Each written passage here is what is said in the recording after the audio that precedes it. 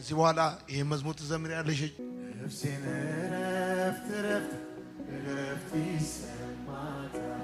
በቃ ይሄን ነው የምትዘምሪው ከአሁን በኋላ ዋስትና ካለው ጋር ፍቅር ጀምሯታል።